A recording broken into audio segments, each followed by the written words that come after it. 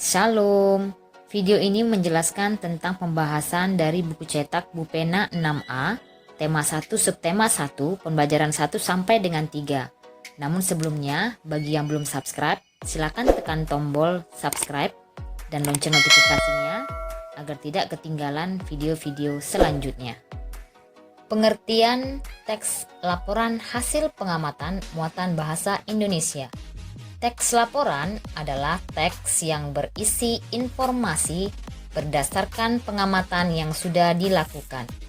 Teks laporan hasil pengamatan berisi yang pertama informasi umum, yang kedua kumpulan fakta-fakta, dan yang ketiga simpulan. Teks laporan juga terdapat ide pokok. Ide pokok adalah gagasan utama atau masalah pokok yang dibahas dalam suatu paragraf. Perhatikan contoh berikut. Selain nasi dan jagung sebagai makanan pokok masyarakat Indonesia, terdapat pula singkong. Singkong termasuk tanaman umbi-umbian. Pada tanaman singkong, bagian yang dijadikan makanan pokok adalah umbi akar. Ide pokok paragraf tersebut adalah singkong sebagai salah satu makanan pokok masyarakat Indonesia. Bupena 6A halaman 4 muatan bahasa Indonesia. Soal nomor 1, informasi apa saja yang kamu peroleh berdasarkan teks halaman 3? Jawabannya adalah bagian tanaman singkong yang dapat dikonsumsi adalah umbi akar dan daunnya. Sedangkan batangnya tidak dapat dimakan, tetapi batangnya dapat ditanam kembali dan akan menjadi tanaman singkong yang baru.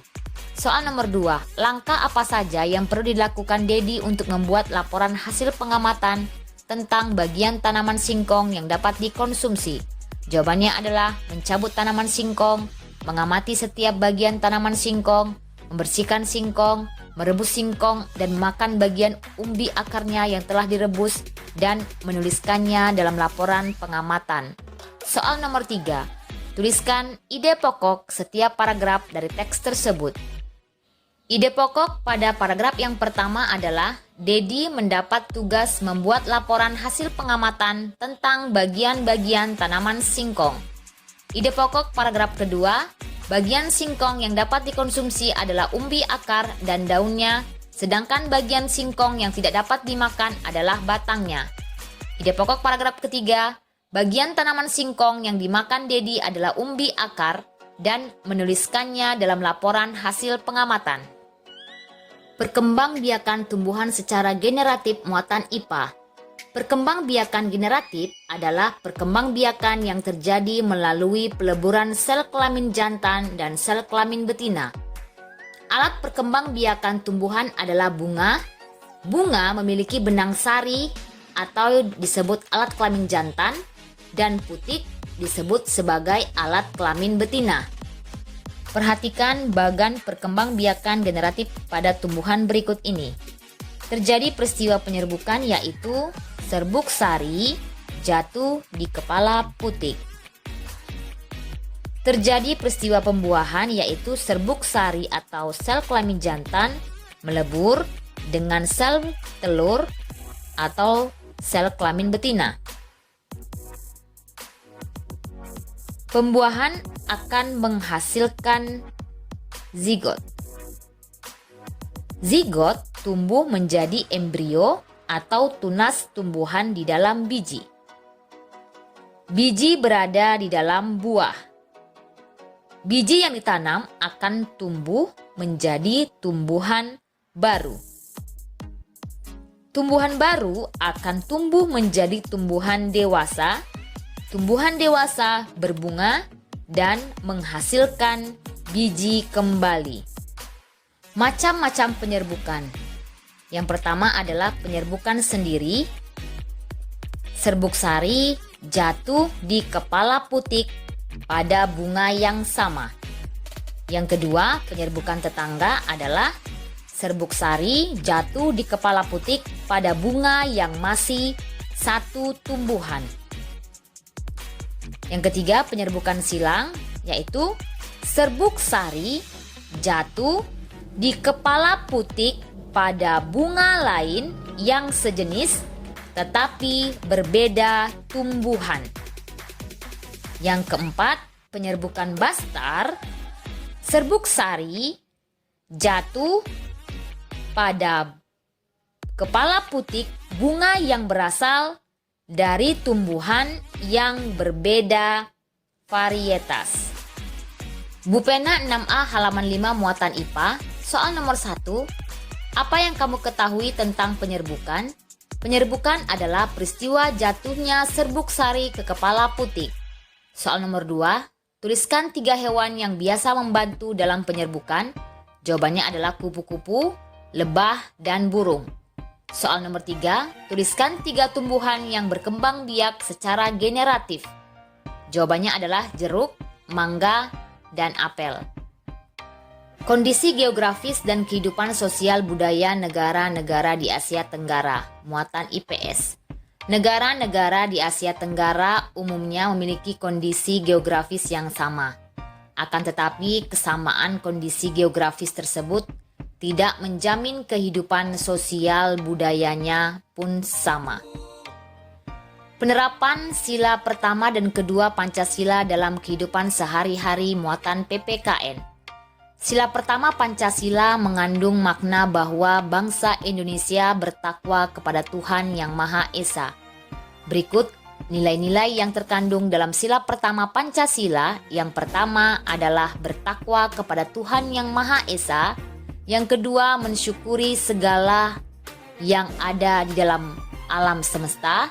Yang ketiga, mengakui kebebasan memeluk agama, serta menghormati dan saling menjaga kerukunan antar pemeluk agama.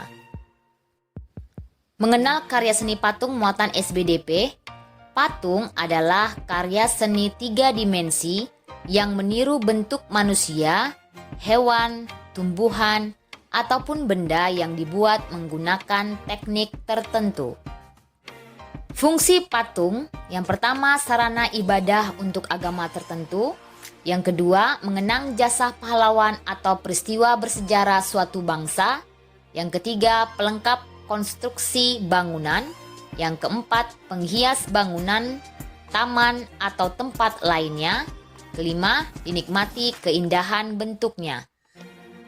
Bu Pena 6A halaman 12 muatan SBDP. Perhatikan gambar berikut ini. Apakah gambar tersebut termasuk karya 3 dimensi? Jelaskan. Jawabannya adalah ya, karena memiliki panjang, lebar, dan tinggi, serta dapat dilihat dari segala arah. Nomor 2, apa perbedaan karya seni 2 dimensi dan karya seni 3 dimensi? Jelaskan. Jawabannya adalah karya 2 dimensi adalah karya seni yang hanya memiliki panjang dan lebar. Sedangkan karya 3 dimensi adalah karya seni yang memiliki panjang, lebar, dan tinggi, serta dapat dilihat dari segala arah. Menjelaskan perkembangbiakan tumbuhan secara vegetatif muatan IPA. Perkembangbiakan secara vegetatif terjadi tanpa adanya peleburan antara sel kelamin jantan dan sel kelamin betina. Tujuannya untuk menghasilkan tumbuhan baru atau tumbuhan dengan sifat baru. Perkembangbiakan vegetatif dapat terjadi secara alami maupun buatan. Perkembangbiakan vegetatif alami dapat terjadi dengan 1. Tunas, 2. Umbi lapis, 3. Umbi batang, 4. Umbi akar, 5. Geragi, 6. Akar tinggal atau rizom, 7. Spora. Gambar berikut merupakan contoh tumbuhan jahe yang berkembang biak dengan cara akar tinggal atau rizom.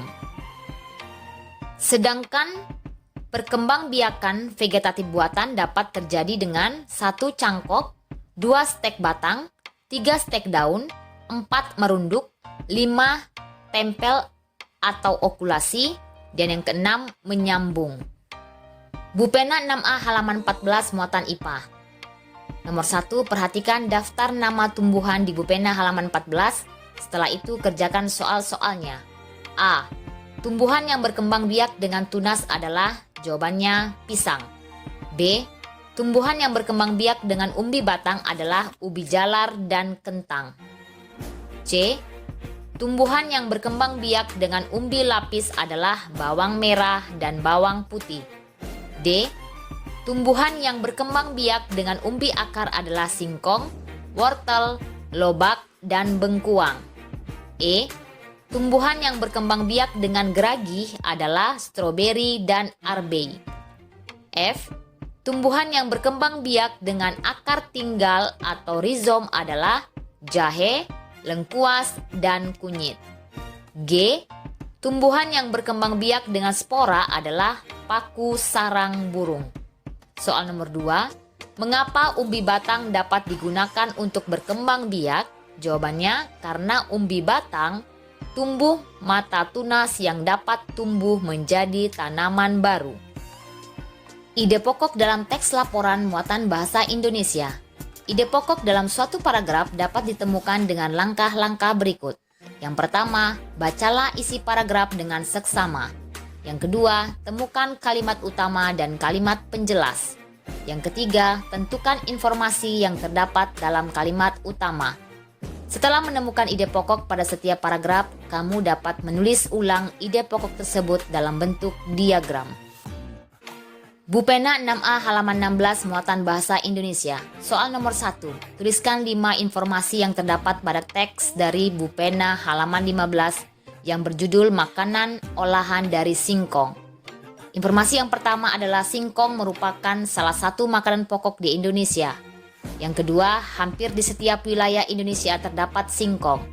Yang ketiga, singkong banyak digemari oleh masyarakat karena harganya terjangkau dan mudah ditemukan.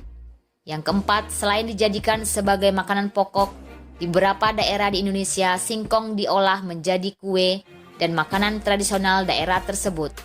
Yang kelima, di daerah Jawa Tengah dan Jawa Timur terdapat kue tradisional yang berbahan dasar singkong yang dikenal dengan nama getuk. Soal nomor 2, langkah-langkah membuat getuk adalah: yang pertama, singkong dikupas dan dibersihkan, lalu direbus hingga matang, tambahkan gula dan garam, lalu dihaluskan. Getuk dapat disajikan dengan disertai parutan kelapa. Soal nomor 3, tuliskan ide pokok tiap paragraf dalam diagram. Nah, berikut ini kita akan menulis ide pokok dalam bentuk diagram. Judulnya adalah makanan olahan dari singkong. Ide pokok paragraf yang pertama adalah singkong merupakan salah satu makanan pokok di Indonesia. Ide pokok paragraf yang kedua adalah daerah Jawa Timur dan Jawa Tengah terdapat kue tradisional yang berbahan dasar singkong yang dikenal dengan nama getuk. Kemudian ide pokok paragraf ketiga, langkah-langkah membuat getuk. Soal nomor 4. Pernyataan yang sesuai dengan teks adalah: A. Salah satu makanan tradisional di Jawa Timur dan Jawa Tengah adalah getuk. Kemudian C. Singkong dapat ditemui hampir di seluruh wilayah Indonesia dengan harga terjangkau. Demikianlah pembahasan soal pada hari ini. Terima kasih. Salam.